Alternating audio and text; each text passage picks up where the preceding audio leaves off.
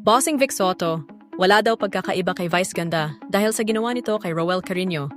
Gaya nga ni It's Showtime host Vice Ganda na naharap sa pambabatikos noon mula sa mga netizens dahil sa ginawa niyang pagbuga ng tubig sa isang member ng Baby Dolls na si Yohaira. Nalalagay din ngayon sa sentro ng pambabatikos si Bossing mula sa mga netizens, lalo na sa ilang mga taga-suporta ni Matt Monroe clone na si Roel Carino. Kasunod nga ito ng ginawa ni Bossing na paglapat ng icing sa mukha ni Roel Carino nitong nakaraang Sabado sa Bulagaan University.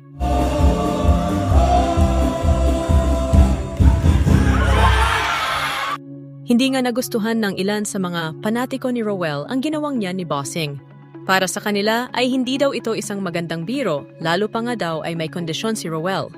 Ayon nga sa mga komento ng ilang netizens, kawawa naman si Roel, muntik na matumba. That's not fair, pero kung kay Bossing mo ginawa yan for sure mapapagalitan si Roel. Wow, nasaktan ako dun ah. Sa nakikita natin, nire-respeto natin din siya, tapos ganyan ang gagawin niya? I can't accept that.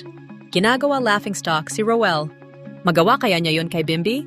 Grabeng magbiro din si Bossing. Paano kung pumasok sa ilong at nasinghot ay sakit nun Bossing? May ilan naman na si Dabarkads Jose Manalo ang sinisising may pakana. Si Jose ang nasa likod, siya ang humawak sa kamay ni Bossing. Kahit kailan si Jose, bully yan. Loko talaga si Jose. Walang pinipili, tinulak nga si Raisa.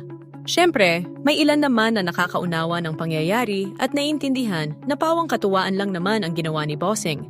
Nahulaan ko na ganyan yun gagawin ni Vic Soto. Pero honestly, lambing lang niya yun. Comedian nga no?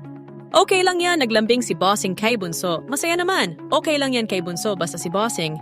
Sa poll ang bunso namin, lambing lang yon ni Bossing. May suggestion naman ang isang netizen. At ang sabi niya, bashers, i-message nyo, wag na isali ang bunso nyo sa Bulagaan. As easy as that, di ba?